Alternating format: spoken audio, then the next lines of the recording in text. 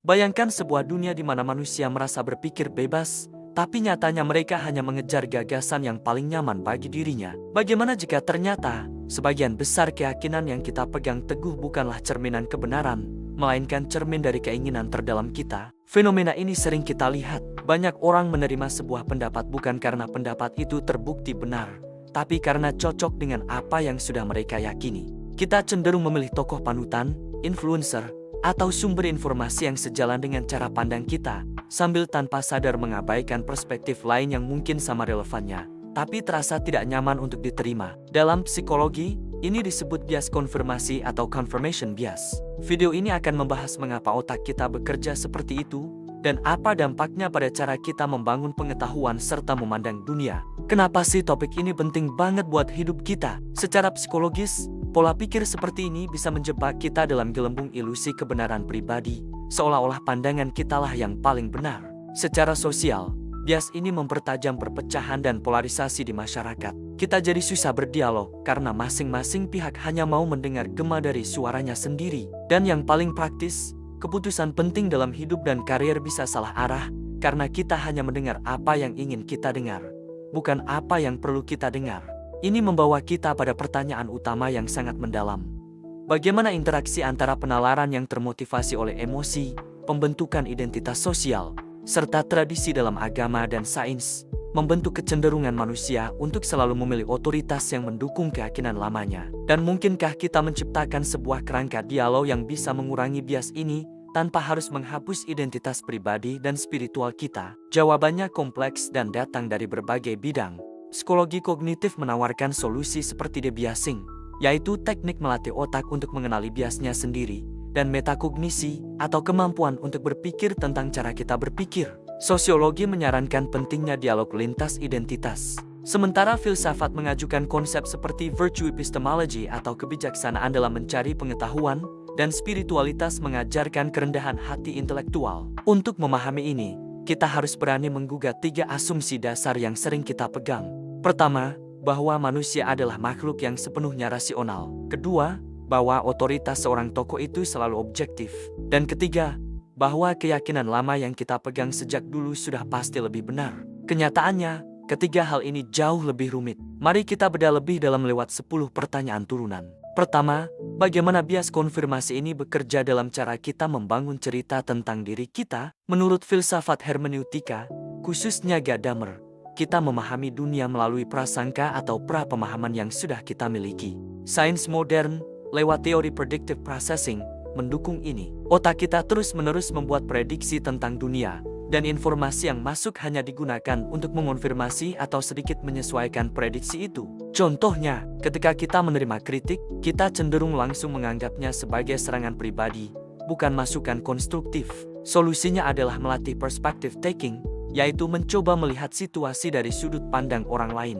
Kedua, saat kita memilih tokoh favorit, apakah itu bentuk loyalitas sosial yang wajar, atau justru sebuah kecacatan dalam cara kita mencari kebenaran? Filsuf Aristoteles bicara soal etos atau kredibilitas pembicara sebagai faktor persuasi. Di sisi lain, psikologi sosial menjelaskan fenomena in-group favoritism, kecenderungan kita untuk lebih mempercayai orang dari kelompok kita sendiri. Contoh paling jelas adalah para penggemar fanatik politisi, yang akan membela tokohnya mati-matian dan menolak semua bukti negatif. Solusinya, diversifikasi sumber informasi Anda. Jangan hanya mengikuti satu tokoh atau satu media. Ketiga, mengapa keyakinan lama terasa begitu kuat? Apakah karena alasan rasional atau emosional? Ini adalah perdebatan klasik antara rasionalisme dan empirisme dalam filsafat. Sains modern memberi petunjuk, memori yang terikat dengan emosi jauh lebih kuat dan lebih sulit diubah. Keyakinan yang ditanamkan sejak masa kecil, misalnya, seringkali terasa begitu nyata karena terikat dengan rasa aman dan kasih sayang. Solusinya bukan dengan membantahnya secara frontal, melainkan melalui paparan bertahap terhadap gagasan-gagasan baru yang berbeda. Keempat, sejauh mana identitas budaya memengaruhi siapa yang kita anggap sebagai otoritas? Filsuf Charles Taylor berpendapat bahwa identitas modern kita terbentuk dalam dialog dengan budaya sekitar. Antropologi kognitif juga menunjukkan bagaimana budaya membentuk cara kita berpikir. Contohnya, di beberapa budaya, otoritas seorang tokoh agama mungkin lebih tinggi daripada seorang ilmuwan dalam menjelaskan fenomena alam.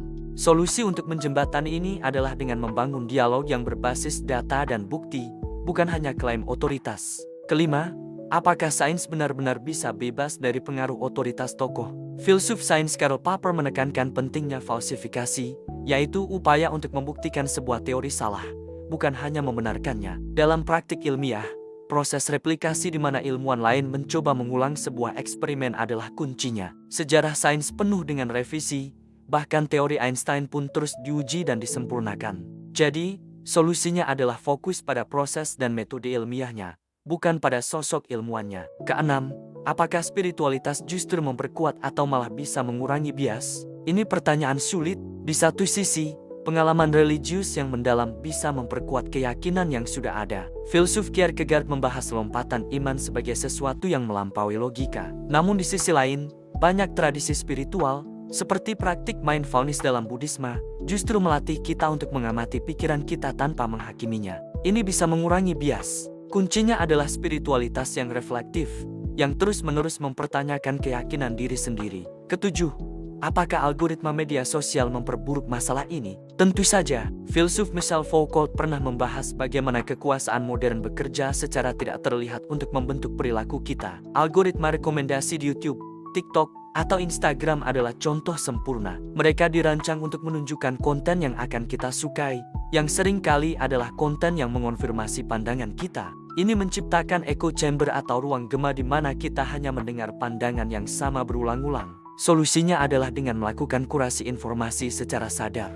Ikuti akun-akun dengan pandangan berbeda secara sengaja. Kedelapan, bagaimana pendidikan bisa membantu mengurangi bias otoritas ini? Pendidik radikal seperti Paulo Freire mengkritik model pendidikan gaya Ban, di mana guru hanya menyetor informasi ke murid. Sebaliknya, ia menganjurkan inquiry-based learning, di mana siswa didorong untuk bertanya dan mencari jawaban sendiri. Diskusi kelas yang sehat, di mana semua pendapat dihargai dan diuji, adalah contoh praktisnya. Solusi utamanya adalah menanamkan literasi kritis sejak dini. Kesembilan, mengapa manusia begitu menyukai jawaban yang sederhana, bahkan jika itu salah? Prinsip Occam as Razor dalam filsafat menyatakan bahwa penjelasan yang paling sederhana seringkali adalah yang paling benar.